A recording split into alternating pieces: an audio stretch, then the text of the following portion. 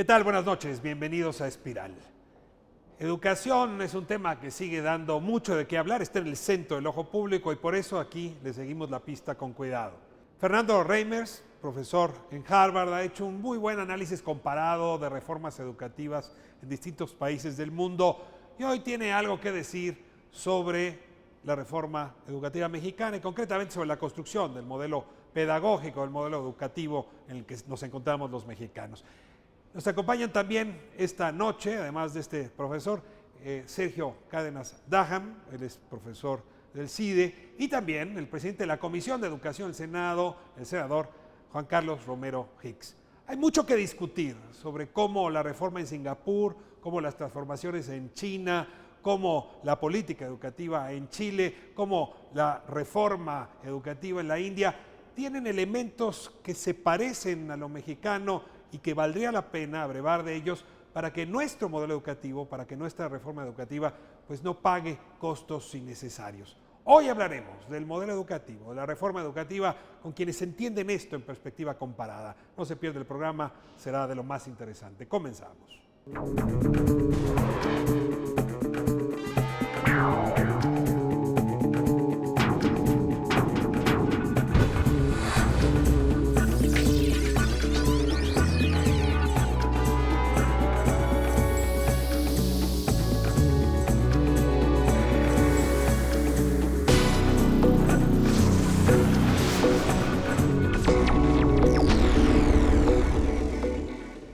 Bueno, pues abrimos la conversación para analizar el modelo educativo mexicano, teniendo la oportunidad de contar esta noche con Fernando Reimers. Me da muchísimo gusto tenerle aquí. Él es investigador, profesor en la Escuela Posgrados para Educación en Harvard. Me da mucho gusto que nos acompañe. Muchísimas gracias por la oportunidad.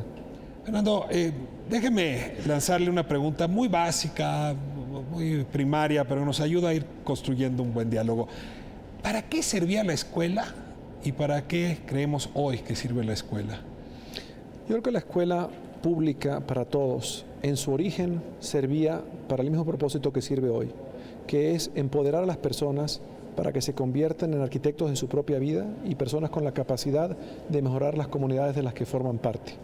Ese que es el propósito original de la escuela pública para todos, sigue siendo el propósito en el siglo XXI. En la práctica, sin embargo, yo creo que se nos ha olvidado ese propósito ético, moral de la escuela y sobre todo en la etapa de gran expansión de los sistemas educativos en el mundo en los años 50, en los años 60, parte de los 70, pensábamos muchas veces que la escuela servía para que la gente completase muchos años de escolaridad y aprendiese ciertas competencias básicas y creo que hay cada vez más conciencia que el medio en el que viven las personas ha ido cambiando muy rápidamente, en buena parte como resultado de que el desarrollo de la tecnología cambia la manera en que nos asociamos, en que producimos y en que participamos y esos cambios en el medio en que le toca a las personas hacerse arquitectos de su propia vida y contribuir a sus comunidades requieren que la escuela, aunque tenga el mismo propósito, desarrolle competencias diversas, tenga metas más ambiciosas desde el punto de vista de qué significa formar a las personas. Está esta lógica de la escuela casi como una fábrica que lo que hace es troquelar niños idénticos, lograr cierto nivel de homogeneidad. Y ha habido como un embate a ese modelo de escuela, pensando que ahora tendríamos que imaginarla como una instalación, incluso física distinta, pero luego un modelo pedagógico distinto. Asumiendo que hay cosas que siguen siendo similares, ¿dónde colocaría usted la diferencia entre la escuela del siglo XX a la escuela del siglo XXI? Yo enfatizaría en el siglo XXI el que la escuela personalice la enseñanza y reconozca que los niños desde que nacen son distintos y van a tener intereses distintos y la escuela debería ofrecer las posibilidades de reconocer esas diferencias y permitir a cada quien desarrollar su talento. No todas las personas tienen el mismo interés en el arte o en la ciencia o en trabajos sociales y la escuela debería ofrecer una gama de posibilidades para que no se desperdicie ningún talento, pero para cada quien desarrolle el talento más afín con sus intereses. ¿Es posible que la escuela o que el sistema educativo se adapte al niño? Porque hoy realmente lo que estamos buscando es que la niña o el niño se adapten al sistema educativo y a la escuela. Y usted está proponiendo casi lo inverso. ¿Es una utopía o es posible? Yo creo que es posible. Yo creo que si los adultos escucháramos más y prestásemos más atención a ese aprendiz y si hubiera una estructura de la enseñanza y el aprendizaje que diese más tiempo para que los estudiantes estudiasen a partir de sus intereses. Eso significaría personalizar.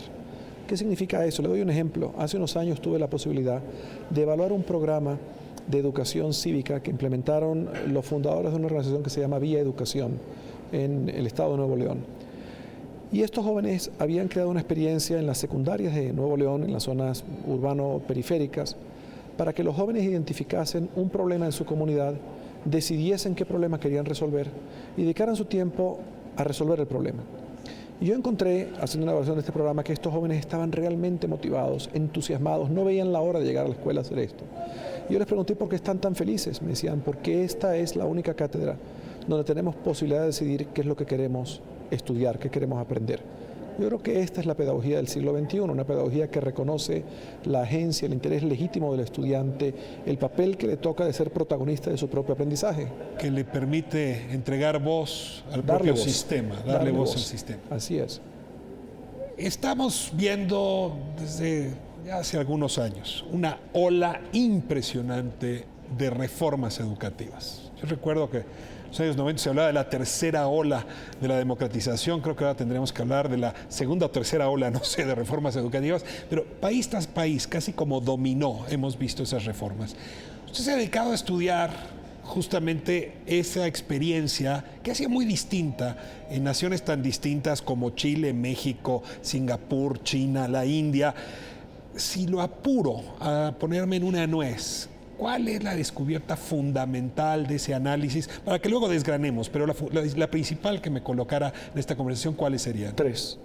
En todos los países del mundo hay una conciencia cada vez más creciente de que la viabilidad de las sociedades depende de las oportunidades de educación que le den a sus generaciones más jóvenes. La educación está en el centro de la agenda pública en todo el mundo. En segundo lugar, en todos los países han aumentado las expectativas sobre qué debe enseñar la escuela. Y hemos pasado de pensar que la escuela desarrollaba las capacidades básicas de lectura, matemáticas y ciencias, a reconocer que la escuela tiene que formar a las personas. Y eso requiere, sí, conocimiento, capacidad de creatividad e innovación, pero también conocimiento de sí mismo, la capacidad de manejarse a sí mismo y capacidad de trabajar con los demás. Con esa ampliación de las expectativas sobre la escuela, hay también una conciencia cada vez mayor de la importancia de apoyar a los profesores para convertirse en verdaderos profesionales cuya práctica experta esté basada en conocimiento experto. Yo creo que esos son las 3 comunes. Conciencia de la educación, ampliación de las metas, reconocimiento de la importancia de formar profesores bien. Le voy a voltear la pregunta. ¿Cuáles han sido las trabas más constantes para que esa reforma se lleve a cabo? El que una vez que una práctica educativa se convierte en una cultura, es decir, en que una vez que se establece la idea de qué significa educar y para hacerlo y cómo hacerlo, es difícil cambiar una cultura. Las comprensiones que tienen las personas de qué significa enseñar y aprender no cambian rápido. Todos los adultos tenemos un sesgo conservador, aunque nuestro discurso no lo sea liberal, progresista. En cierta manera, todos tenemos una concepción de enseñar y de aprender que refleja la forma en que aprendimos. Y el cambiar, el abrir las personas a reconocer la posibilidad de que la forma en que nosotros aprendimos puede no ser la forma más adecuada para que las generaciones jóvenes aprendan actualmente, es un desafío mayor, es un desafío que requiere no de discursos, no de textos, sino de mucho esfuerzo sostenido de crear posibilidades de que los adultos examinen su propia práctica, cuestionen sus propias creencias, expandan su imaginario sobre lo que es posible y traduzcan ese imaginario en prácticas concretas que se conviertan en una nueva cultura. Y el problema es que quien conduce la política educativa y los maestros y los padres de familia, todos son adultos, así es que no es una tarea sencilla. No sé cuántos libros de educación tengan en su segunda o tercera página el epígrafe africano de para educar a un niño se requiere todo un pueblo. Y deben ser muchos porque tienen razón. Es decir, la educación no solamente se da a partir de lo que la maestra le enseña al niño, no es solamente lo que se enseña en casa, no es solamente lo que se enseña en la calle, no es solamente lo que enseña la televisión, hoy las tecnologías. Es un entorno, 360 grados, es un sistema.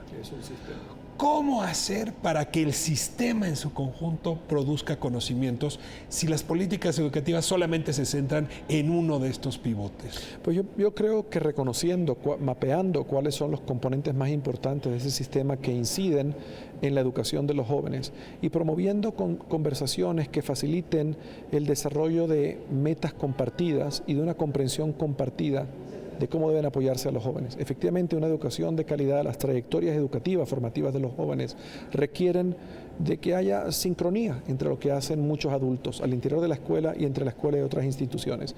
Y esa sincronía puede lograrse de la misma manera que una orquesta bien afinada tiene sincronía porque todos trabajan con las mismas partituras y tienen un director que sabe producir esa sincronía.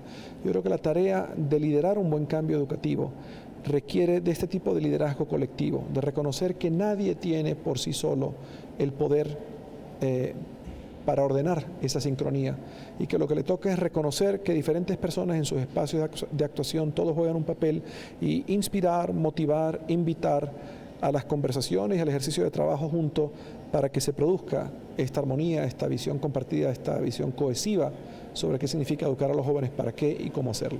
Aunque a las poblaciones desde su punto de vista político les importa, como usted decía, cada vez más lo educativo, suele suceder que desde la política se ambicionan objetivos radicales, pero luego se adosan con estrategias débiles y tácticas inexistentes.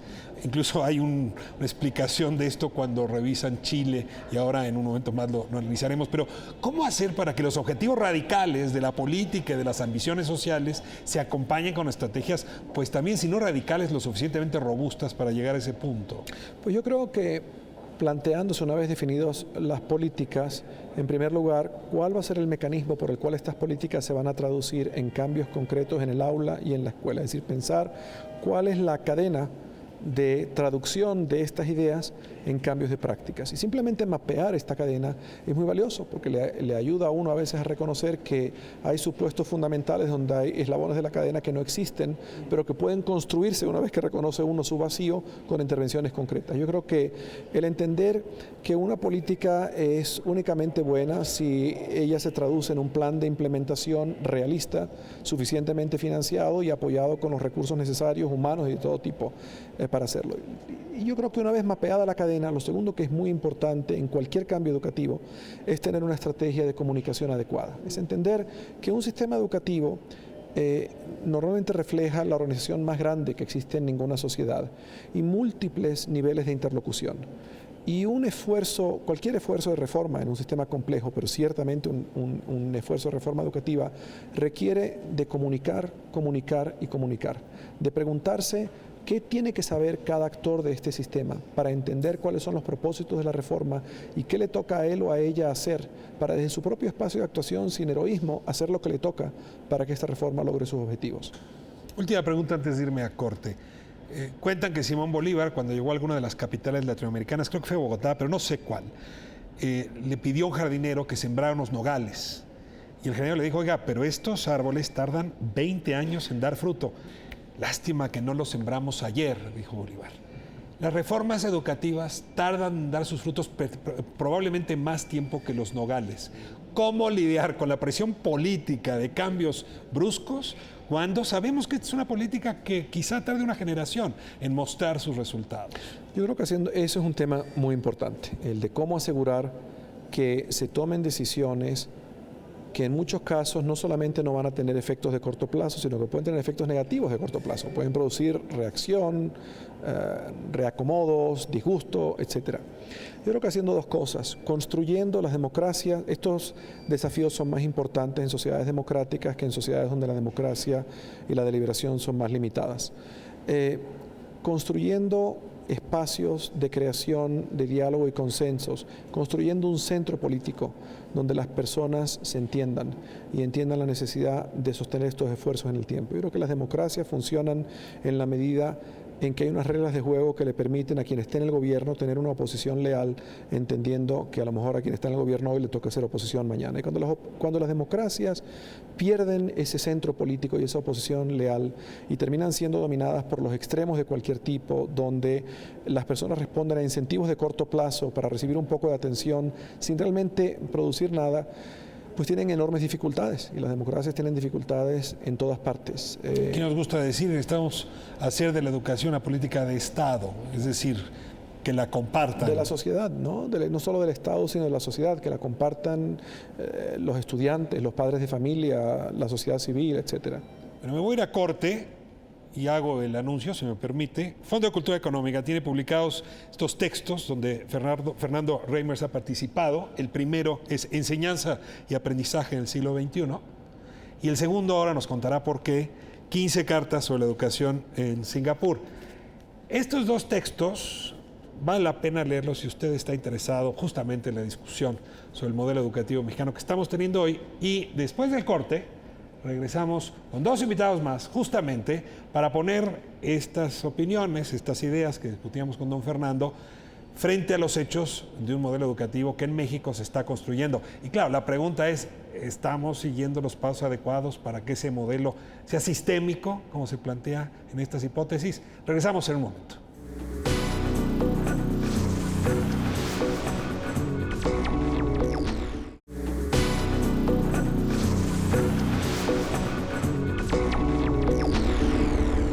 Estamos de vuelta en Espiral hablando de esas enseñanzas que de manera comparativa nos pueden hoy ayudar a construir un mejor modelo educativo para México, discusión que justamente está ocurriendo en estos días. Y bueno, además de Fernando Reimers, que está con nosotros, tenemos ahora la oportunidad de conversar con el senador Romero Hicks. Senador, me da mucho gusto. Como es tradición aquí en Espiral, le voy a pedir que usted mismo se presente. Ricardo, buenas noches. Muchas gracias aquí a Ricardo, al doctor Reimers, al doctor Cárdenas. Soy Juan Carlos Romero Hicks, en este momento soy senador de la República, represento al estado de Guanajuato y tengo el privilegio de ser el presidente de la Comisión de Educación. Mi vida ha sido educativa, he sido profesor universitario, rector de la Universidad de Guanajuato, director del Consejo Nacional de Ciencia y Tecnología. Tuve también la oportunidad de encabezar el gobierno local en el estado de Guanajuato y prácticamente casi toda mi vida en la pasión que es el sector educativo. Fernando, le doy la bienvenida de nuevo. Le toca a usted ahora presentarse. Muchas gracias. Mi nombre es Fernando Reimers y yo soy profesor de Política Educativa y de Educación Comparada en la Escuela de Posgrado de la Universidad de Harvard, donde dirijo un programa de Política Educativa Internacional de formación, así como una iniciativa de investigación llamada la Iniciativa Global de Innovación Educativa, cuyo propósito es entender en qué medida la escuela pública le ofrece a los jóvenes en el mundo la posibilidad de desarrollar las competencias que necesitan para convertirse en arquitectos de su propia vida. Y como conversábamos, publicó recientemente en el sello Fondo de Cultura Económica Enseñanza y Aprendizaje del siglo XXI como editor, y también 15 cartas sobre la educación en Singapur. Cualquier persona que esté interesada en educación vale la pena que le eche un ojo a estos textos. Y tengo aquí a mi profesor Sergio Cárdenas. Me da muchísimo gusto tenerlo. Gracias, igualmente. Muchas gracias por la invitación. Sergio Cárdenas, soy profesor investigador en el Centro de Investigación y Docencia Económicas. Mi línea de investigación es educación, pero principalmente me dediqué a eso porque tengo la certeza que es la única forma de lograr que las cosas que no quisiéramos ver en la sociedad, en el mundo, se desterren. Es decir, finalmente las escuelas y el sistema público son el mejor mecanismo para reproducir lo que pensamos es lo mejor para la sociedad. Sergio, desde la academia es una de las grandes referencias en la materia, por eso me da mucho gusto tenerte aquí. Y además, Sergio, eres coautor justamente de la parte de México. Bueno, escribo un capítulo, cierto, sí. Gracias. Bueno, pues abrimos con la conversación. México ha hablado durante muchos años de reforma educativa. En 1992 iniciamos una. En el gobierno de Vicente Fox hablamos de otra que se centró en el tema sobre todo de evaluación. Con Felipe Calderón también intentamos una serie de reformas. Ahora se habla de la gran reforma educativa. Pero siempre da la impresión de que algo nos deja o que hay una deuda en la manera como estamos construyendo. Es como si estuviésemos tratando de descubrir un mapa, pero solamente algunas coordenadas de ese mapa son las que aparecen. Yo quisiera su opinión general, senador Sergio, sobre cómo hemos hecho esta reforma educativa, incluso sobre todo la última, pero no puedo obstar pensar sobre las anteriores. Cada que inicia un gobierno se abre una expectativa y quisiéramos pensar que una esperanza. Hay que recordar que una reforma educativa no es una fotografía, es una película en construcción. Hay sobre todo 3 partes de evaluación que nunca terminan. 1, el modelo educativo. 2, el modelo de formación de docentes. Y 3, el modelo de evaluación del desempeño tanto de docentes como directivos. ¿Qué ha pasado recientemente? Sábado 1 de diciembre de 2012 entra el presidente Peña Nieto. Al día siguiente se anuncia el Pacto por México, que se convirtió en una hoja de ruta. 95 prioridades, 5 ejes temáticos, de los cuales 11 de ellos eran educativos. El 10 de diciembre el presidente turna a la Cámara de Diputados una reforma al artículo 3 de la Constitución, que es la parte sustantiva de la educación, y el artículo 73 para facultar al Congreso a hacer una ley especial en materia del servicio profesional docente. ¿Qué pasó en ese momento? Pues la primera reacción es que esto no se trataba de una reforma educativa. Y de hecho, con contribuciones como la de Ricardo Rafael y varias personas, le hicimos cambios, pusimos el derecho a una educación de calidad en la Carta Magna. Eso no cambia la realidad, pero traza un deber ser. Segundo, la posibilidad de que los padres y maestros puedan participar en contenidos educativos, que por cierto en México es un estado insostenible desde el punto de vista democrático. El monopolio de los contenidos lo tiene el Ministerio de Educación. Eso no ocurre en un país de estado democrático. Tercero, se abre el servicio docente para que todos los procesos de ingreso, permanencia, reconocimiento y promoción se hagan por concurso público, tanto para maestros como para cargos directivos. Y 4, se hace un sistema nacional de evaluación. Sin embargo, el fondo es un tema de carácter político laboral y que tiene que ver con el desmantelamiento de un sistema corporativo clientelar, con actos de corrupción en algunos casos, de un sindicato que se convirtió en patrón y un patrón que había dejado de serlo. Entonces, hoy en día, por ejemplo, hay quienes critican y señalan, es que se hizo esto al revés. Pues no era el camino ortodoxo, pero también había que mandar un mensaje muy directo para señalar que el sindicato no es el que toma las decisiones de carácter sustantivo ni las decisiones de carácter patronal. Y no debe ser contra el sindicato. El sindicato debe ser estudio, mejoramiento y defensa de los intereses de los trabajadores. Para hacer una reforma educativa se requieren 4 elementos. Primero, el currículum y el modelo no estaba en el primer momento. Estamos empezando a verlo, estamos entrando al corazón de una reforma. Segundo, el que haya un servicio docente de calidad. Se puso en el mapa, pero no hemos modificado todavía el modelo de educación normal para formar al docente. Tercero, el que se construyan comunidades de aprendizaje, porque no es la escuela. La escuela es un cuerpo que puede obtener el alma.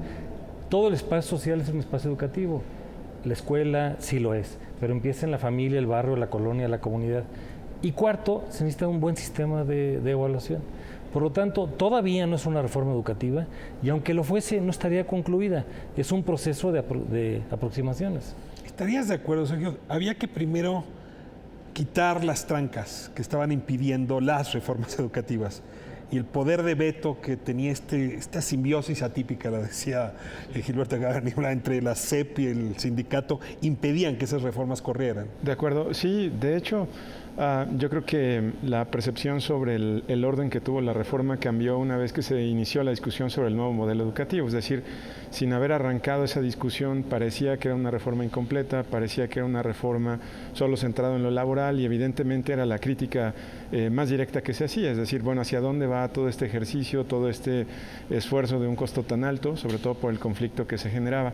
Entonces yo pensaría que se entiende más la reforma una vez que se comienza a discutir la parte pedagógica o de enseñanza o de contenidos. Por supuesto hay que ver cómo se está discutiendo, que es otro punto, pero de entrada, por lo menos si uno compara la reforma con la que más nos gusta hacer alguna comparación es con Finlandia. Y Finlandia comienza al revés, en realidad ellos comienzan a discutir un poco más hacia qué era lo que aspiraban a hacer y después comenzaron con algunos ajustes en términos ya de organización. Tiene otras etapas más claras, pero si las comparáramos, pensaríamos que ellos iniciaron al revés de lo que nosotros hicimos. Sin embargo, sobre todo viendo los últimos conflictos que ha habido, yo creo que se revalora ese sentido que tuvo la reforma y para mí yo no creo que hubiéramos llegado a discutir contenidos pedagógicos si hubiéramos comenzado al revés. Es decir, probablemente, y es un contrafactual difícil de encontrar, si hubiéramos comenzado dado por esta discusión de fines, contenidos, probablemente todavía estaríamos en eso sin ninguna otra modificación a la organización. Fernando, por buenas o malas razones, ya bien explicadas, hoy nos encontramos con la carreta delante de los caballos y necesitamos virar. ¿Cómo hacer evaluación si no sabemos qué evaluar? ¿Cómo profesionalizar al docente o a la docente si no hemos definido qué tipo de competencias debe tener? ¿Cómo incluir a los padres de familia si todavía no queda claro cuál es el papel que juegan las familias en la relación con la escuela?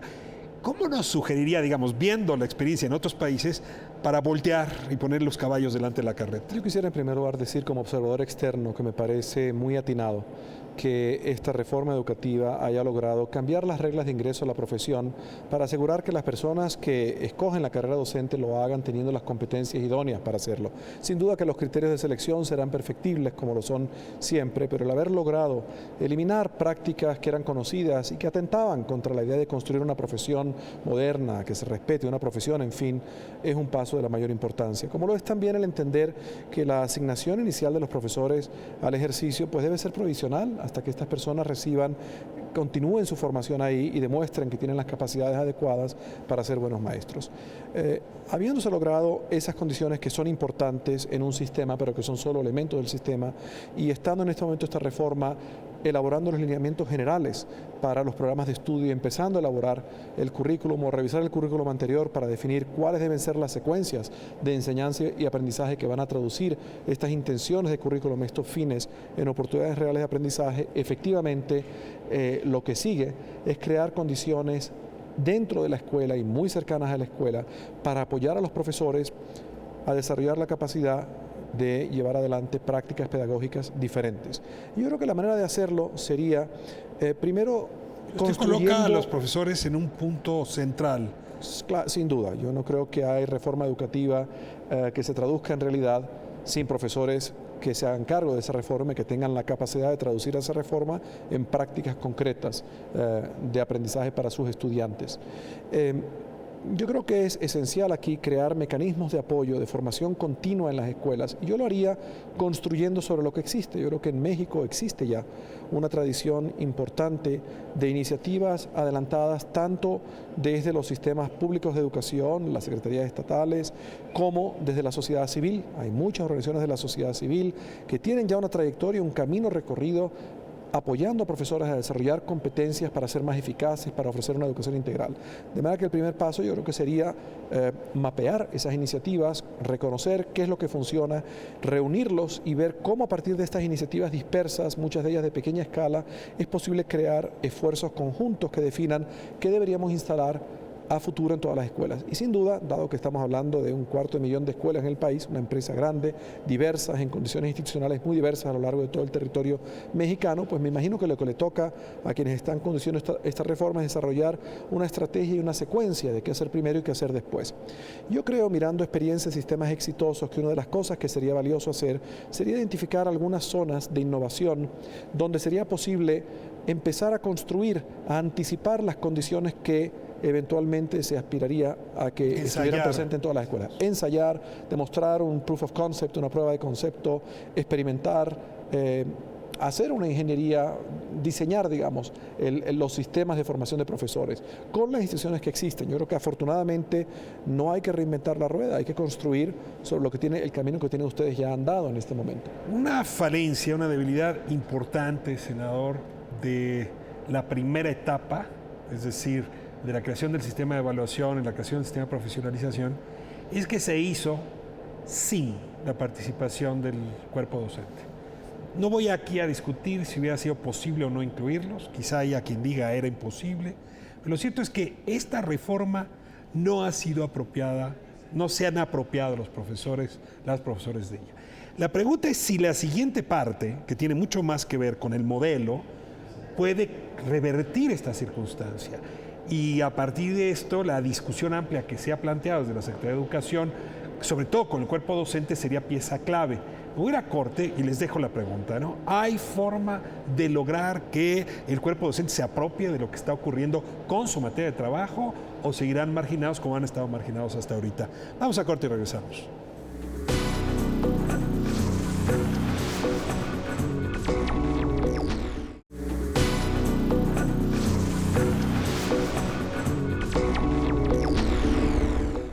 Estamos de vuelta en Espiral hablando de la reforma educativa, del modelo educativo concretamente. Y bueno, antes de irme a corte, les lanzaba esta pregunta que en realidad tiene jiribilla. Déjeme la desarrollo un poco más, senador, antes de planteárselo. Estamos hablando de un ambiente moral en las escuelas, que sea activo, que reconozca la voz del niño, de la niña, que permita en 360 grados generar un ambiente de conocimientos. Y tenemos una estructura laboral de los maestros que sigue siendo jerárquica, antidemocrática, autoritaria. Y claro, los maestros no se sienten cómodos con esta reforma o con ninguna que sea planteada a partir de ese método. ¿Puede uno reformar la educación sin reformar el ambiente moral de los maestros? Se tiene que hacer un viraje radical. Voy a poner un ejemplo. José Vasconcelos, el fundador de la Secretaría de Educación, con el presidente Obregón. Yo hoy me lo imagino arremangado, el oaxaqueño, platicando con los maestros de Oaxaca. Y no lo que tenemos hoy, la Secretaría de Educación, que tiene una deficiencia muy grande, que no sabe diferenciar entre relación laboral formal con el sindicato, con relación con los maestros. La SEP habla de los maestros, no con los maestros. Entonces necesitamos modificar esto para construir comunidades de aprendizaje. Hablar con los maestros no siempre quiere decir hablar con el sindicato, Así ¿verdad? es, porque tenemos 1,5 millones de personas en un sindicato. El sindicato tiene 61 secciones, 56 de educación básica. Y de esas, las de Oaxaca, Guerrero, Michoacán y Chiapas tienen una forma de pensar y de actuar de manera distinta, pero no tienen la representación legal para efectos laborales. Y además falta culminar la tarea, porque no se cambió el apartado B del artículo 123. No hay democracia, transparencia y rendición de cuentas. No hay libertad de asociación. Es parte de esta necesidad que don Fernando nos decía. Hay que ver el sistema. ¿Puede modificarse todas las piezas y esa parte del sistema no se toca? Se tiene que lograr. Y además hay que separar, con todo respeto al maestro del sindicato. En mi caso, yo soy egresado orgulloso de la escuela pública. Y fui alumno de una escuela primaria federal y una secundaria federal anexa a una escuela normal. Le tengo una admiración reverencial a los maestros de este país y trato de distinguir entre la relación laboral y la relación sindical. Pero también falta modificar el sistema de educación normal. Somos de los pocos países del mundo donde la educación normal está separada del modelo universitario. Entonces no hay una integración. Pierde la universidad, pierde la normal, pierde todo el sistema educativo. Entonces necesitamos construir comunidades de aprendizaje. Este es el momento, porque el modelo, se puede o no estar con él, hay que dialogarlo entre maestros, padres de familia, directivos y alumnos. Sergio, ¿es un buen pretexto la discusión sobre el modelo educativo para encontrar una relación con los docentes distinta a la que se ha tenido? Sin duda. O sea, la reforma no va a funcionar, ninguna reforma funcionaría sin considerar al maestro y sin incluirlo y sin que se apropien de lo que va a suceder. Es muy simple esperar que si no hay esa apropiación suceda lo que ya nos ha pasado con reformas curriculares previas. En algún estudio que hicimos en algún estado, les preguntábamos cómo enseñaban y lo que encontramos es que enseñaban usando lo que debían haber superado 1 o 2 reformas atrás. Dicho de otra manera, si el profesor no está convencido, no tiene los elementos, va a seguir haciendo lo que por costumbre realiza. Es conservador por naturaleza. Exacto. ¿No? Entonces, si se aspira a modificar el currículo, la práctica, la forma de enseñar, si no es con el docente, no va a haber otra forma. Ahora, habrá que reconocer, Fernando lo menciona, que los sistemas educativos ya, es decir, toda la educación ya no viene solamente de parte de la escuela. Entonces se abren otras oportunidades, pero sigue siendo el principal instrumento que tenemos. Si los profesores no están convencidos, no se apropian de este nuevo modelo que se está preparando, evidentemente vamos a seguir reproduciendo lo que ya tenemos. Fernando, yo miro la propuesta de modelo educativo y si bien encuentro en sus enunciados argumentos con los que me siento cómodo, veo mucho más densidad en la parte de cambio de malla curricular que en la parte más conceptual, sistémica del modelo. Le pregunto, en su experiencia esta comparada, ¿es la malla curricular el corazón del modelo educativo o hay una discusión que le antecede y que es más importante y que merecería ser más densa? Yo creo que hay una discusión que antecede al desarrollo del currículum, que es una discusión típicamente de los fines, propósitos y de los estándares nacionales que preceden a la elaboración de un currículum. Yo entiendo que ese es el documento de 100 páginas que está siendo discutido en este momento y que he tenido ocasión de mirar y que me parece un documento muy alineado con la noción de formar integralmente a los estudiantes. De este documento se derivarían secuencias específicas, lo que llama usted la malla curricular, que también ameritarían discusión en nivel más cercano a la escuela y sobre todo elaboración de instrumentos, herramientas específicas para traducir estos propósitos de esta malla en actividades concretas en la escuela, simples, ¿no? El modelo educativo trae una discusión interesante sobre la escuela como un espacio de inclusión. Déjeme lanzarle una hipótesis, senador. Hoy la escuela no solamente no ayuda a igualar, sino que es un motor de desigualación. ¿Cómo podríamos lograr que este nuevo espacio que llamamos escuela, salón de clases, con los facilitadores que son los docentes, las docentes, pudiera realmente responder a una enseñanza para la inclusión? A mí la palabra escuela no me gusta, porque pensamos en un cuerpo sin alma, y en un cuerpo, en el caso de la escuela pública, que no tiene agua, ni electricidad, ni acceso a internet, y que no tiene los mínimos de infraestructura. Hay que construir comunidades de aprendizaje. Y los dos grandes aliados a favor del educando tienen que ser los docentes, los maestros y los padres de familia. Y al día de hoy no hemos logrado que el maestro se sienta aliado de este propósito ni constructor. Y el padre de familia, por una omisión no corregida de tiempo atrás, no está participando activamente en esto. Y la autoridad local, y la autoridad local, municipal también está al margen. Toda la autoridad. O sea, necesitamos hacer comunidades de aprendizaje donde el maestro, los padres de familia, los directivos, los alumnos dialoguen. Y también los egresados, porque son partes de la comunidad espiritual de algunas de las escuelas, y por supuesto que el compromiso de la autoridad. Y también recuperar este concepto de UNESCO, que la educación es durante y para toda la vida. Porque si algo hace el ser humano desde la cuna hasta la tumba, desde el primero hasta el último suspiro de vida, es desplegar su capacidad de aprender, de amar y de comprometerse. Entonces la educación no solamente es la escuela, empieza en la familia, en el barrio, en la colonia, en la comunidad, en el sindicato, en la cooperativa, en la empresa, en el lugar de trabajo. Entonces a mí la palabra que se está proponiendo, que es la escuela al centro, no es correcta. Es el educando al centro y con una comunidad de aprendizaje que está en interacción. Me quedan pocos minutos de este último segmento. Voy a saltar al otro texto. Supongo, Fernando, que escogieron Singapur porque, más que Finlandia, quizá tenga cosas que decirle al resto de los sistemas. Entonces yo quisiera que me ayudara un poco con Sergio. ¿Qué elementos de Singapur valdría la pena imitar, masticar, volver propios? ¿Y cómo vamos, Sergio, con respecto a estas recomendaciones de Singapur? Déjeme entonces empezar con Fernando y vamos reaccionando. Singapur es una nación muy joven que hace 50 años tenía unas altísimas tasas de analfabetismo, ningún recurso natural, pantanos y malaria, y que pasa a convertirse en medio siglo en uno de los sistemas, en una de las sociedades con un nivel de ingreso per cápita más alto, con mayores oportunidades para todas sus personas y con un nivel educativo de excelencia. Y Singapur logra este cambio planteándose construir una sociedad que viva al marco de la ley, regida por las leyes, que da igualdad de oportunidades a todas las personas basadas en su mérito, en su capacidad y ganas de trabajar, y para lo cual la educación es esencial a lograr esa justicia de que las personas tengan igualdad para todos. Uno escucha en Singapur la noción de que aquí no sobra nadie y hay que asegurar que todas las personas puedan desarrollar su talento. Yo rescataría de Singapur una narrativa social, una narrativa de país que asocia la posibilidad del país de sobrevivir con la urgencia, la importancia de tener un sistema educativo de excelencia. En Singapur los maestros son reconocidos como los salvadores de la patria, son reconocidos como las personas que le permiten a la próxima generación tener oportunidades en el futuro.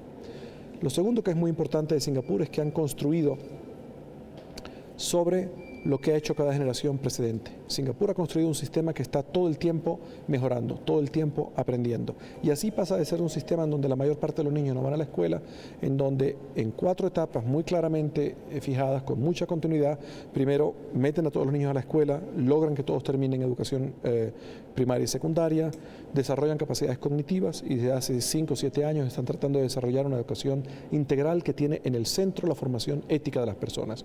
Yo espero que puedan ver quienes nos están viendo el diagrama que representa esquemáticamente el currículum de Singapur, en el centro del cual está la formación ética. Singapur entiende que sin una formación ética no hay sociedad viable, no hay contrato social posible.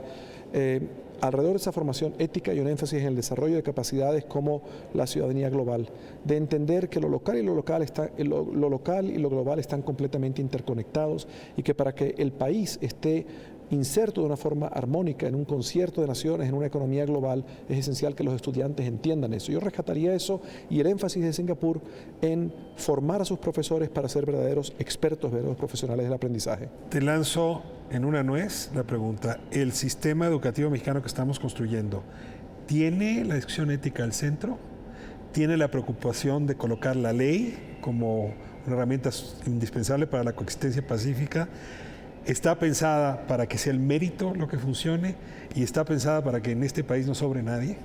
Bueno, en esta definición del ciudadano al que aspiramos está, es decir, este documento corto donde se menciona qué es lo que se debería lograr en unos años, está establecido, es decir, algo similar a lo que Singapur tiene ya como objetivo, pero siempre el gran reto es cómo se va a convertir esa discusión de ciudadano al que aspiramos en los objetivos del sistema educativo, en currículum, en práctica y por supuesto en los resultados de los niños.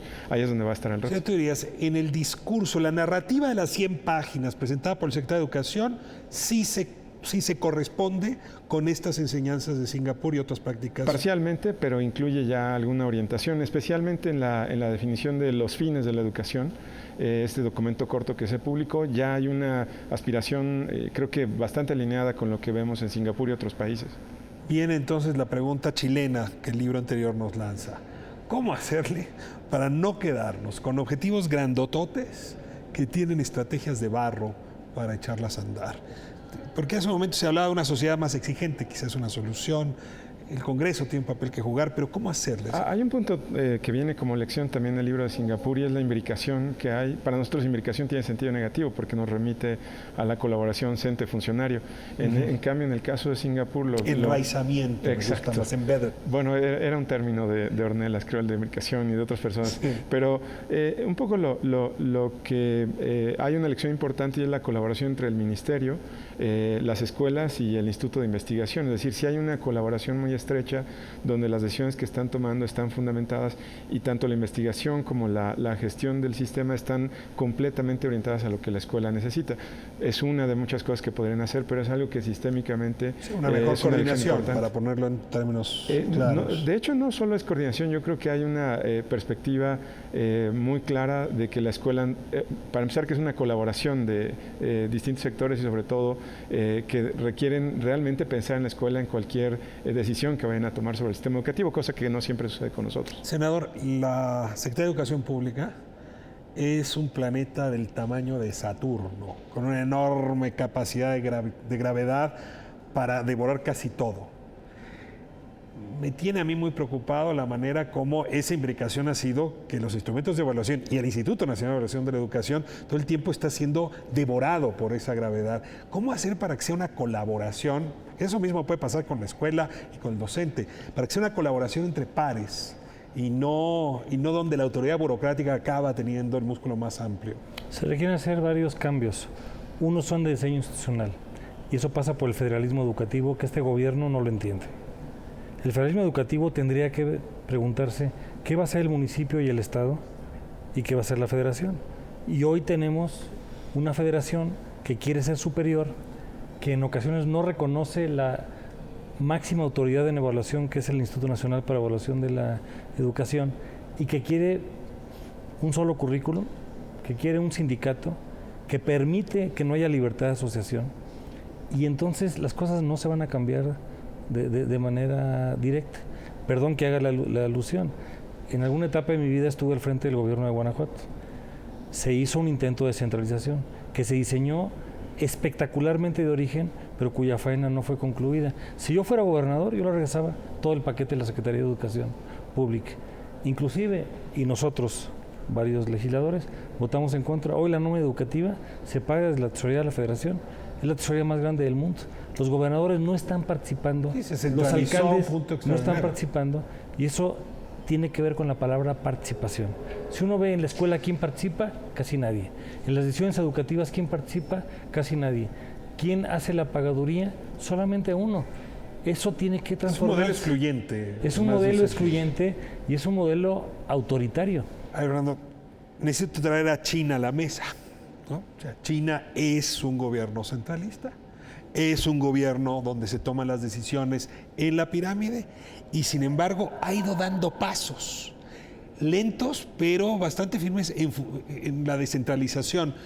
¿Cómo le ha hecho China? Porque a lo mejor nos serviría a nosotros de ejemplo, y no quiere decir que tengamos aquí un Ministerio de Educación chino, pero más o menos. Creando zonas de innovación que tienen cierta libertad sobre las regulaciones que aplican al resto del sistema de un país muy grande y promoviendo estas alianzas entre instituciones de formación de profesores y grupos de escuela y creando alianzas entre escuelas donde se aparean escuelas de muy alta calidad con otras que no lo son tanto y se crean estas comunidades de aprendizaje ahora sí entre escuelas para construir juntos esta educación buena. Yo creo que lo ha hecho de esa manera, apostándole a las capacidades locales, reconociendo que hay diversidad y empoderando a quienes están haciéndolo un poco mejor para que sean parte de la solución de procesos de otros.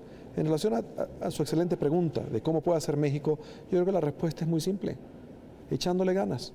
Yo creo que tienen ustedes el excelente privilegio de tener una sociedad democrática, donde la democracia se ha ido profundizando en las últimas décadas. Y yo entiendo que esta reforma educativa que está en el centro de la conversación de México es una invitación a cada ciudadana, a cada ciudadano de México, de que cada quien se tome a sí mismo en serio históricamente, que entienda la oportunidad que representa construir una sociedad en la que no sobre nadie y donde desde la escuela se le dé a cada joven mexicano la oportunidad de desarrollar su talento al máximo para ser parte de construir la gran nación que este país puede ser. Este es un país con recursos extraordinarios, uno de los cuales más importantes es la gente buena que hace este país. Yo no tengo duda de que los maestros mexicanos en su mayoría entienden eso y entienden que ellos pueden ser parte de la construcción de un gran país. Y esta reforma es una invitación a ellos y a todos los demás a hacerlo. De manera que lo que hay que hacer es echarle ganas. Mire, Fernando, que tiene visto el mundo, así es que lo que dice tiene fundamento. Voy a lanzar un último argumento a la mesa antes de pedirles conclusiones. Un exsecretario de Educación con el que tuve amistad, hoy no vive, en alguna conversación sobre la reforma educativa decía, mira, desde esta oficina no puedo hacer grandes cambios. Ayúdenme a llegar a la presidencia y ahí sí voy a poder. El problema de este amigo mío es que no es el primer secretario de Educación que piensa lo mismo. Ha sido una constante pensar que puede ser un lugar para llegar a la presidencia de la República y eso ha lastimado la consecución de las reformas. ¿Cómo le hacemos para evitarnos este mal que es recurrente? Nosotros necesitamos hacer 3 cosas con participación ciudadana. 1, la estrategia integral. 2, cambiar las estructuras. Y 3, los contenidos. Si tenemos una estrategia integral, estructura y contenidos con participación interactiva de sociedad y de gobiernos, vamos a tener otra historia. Sea, podemos convencer al secretario de Educación que acompañe a la sociedad, dice usted. Claro. Sergio, vas a conclusiones y a ver si me respondes la pregunta. Bueno, lo primero es tener claro que cualquier reforma educativa no se va a resolver en un periodo de gobierno ni por un presidente. Entonces yo creo que desde ahí hay un error. En todo caso, los resultados son más lentos, ¿no? Exacto. Cada 20 años. Y se repite, pero no necesariamente se entiende. Y yo creo que en ese caso la pregunta sería cuántos presidentes requeriríamos para poder encauzar una reforma, cuántas legislaturas requeriríamos para encauzar una reforma y quizá la duda sería cómo logramos crear una demanda en sentido de demanda social, de que la ciudadanía se preocupe, intervenga y acompañe ese proceso y tome decisiones alrededor de ese proceso que permitan tener esa continuidad. De hecho, a mí ya no me preocupa el 2018, me preocupa el 2024 y el 2030, porque es evidente que esto, para poder observar ya algún resultado, va a tomar más de un sexenio, de nuevo. Claro, cierra usted. Ha sido un gusto estar con ustedes en esta conversación, ha sido un gusto poder ser un testigo de este proceso de cambio en el que están involucrados, en un país que jugó un papel enormemente importante en este proyecto compartido por la humanidad de darle a todas las personas la posibilidad de convertirse en autores de su propia vida. Un proyecto que es muy reciente, un proyecto que se inicia en 1948, cuando representantes de gobiernos del mundo adoptan la Declaración Universal de Derechos Humanos y concluyen que la educación es uno de esos derechos. En ese movimiento global juega un papel importantísimo Jaime Torres Bodet, quien orienta a la UNESCO a hacerse cargo de educar a las mayorías. Y han jugado un papel importantísimo otros mexicanos, como Alberto Báez, por ejemplo, el primer director de los esfuerzos de la UNESCO por promover la enseñanza de la ciencia. Yo creo que este es un país que está llamado a hacer cosas muy importantes en educación, no solamente por su propia razón, sino porque es un referente para este movimiento global de la educación. Mirado desde cierta distancia, este planeta que es la Tierra es frágil, está lleno de posibilidades, pero es un planeta donde vivimos hoy en día con los recursos para resolver los problemas más importantes que tenemos y también con las capacidades de destruir la vida nuestra y la de los demás y toda la vida en este planeta. Y yo espero no tengo duda de que el que escojamos hacer lo uno o lo otro depende de qué hacemos con estas instituciones que hemos inventado, que son las escuelas, y depende de que desarrollemos la capacidad de todas las personas de entenderse a sí mismos como actores importantes históricos que son los que van a definir el futuro de la humanidad. Es una bocanada de inteligencia y de neurona en esta conversación. No saben cómo les agradezco. Y sí, permite ver el tema con mucho mayor perspectiva. Es la ventaja de comparar, de no verse solo el ombligo, sino observar cómo la humanidad está corriendo por problemas similares y cómo nosotros hemos aportado y podríamos aportar para que ese camino sea virtuoso. Senador, doctor Cárdenas, don Fernando, muchísimas gracias por esta oportunidad. Muchas gracias a ustedes por habernos permitido entrar a sus hogares. Nos vemos próxima semana aquí en Canal 11 para seguir discutiendo nuestros asuntos públicos que importan mucho.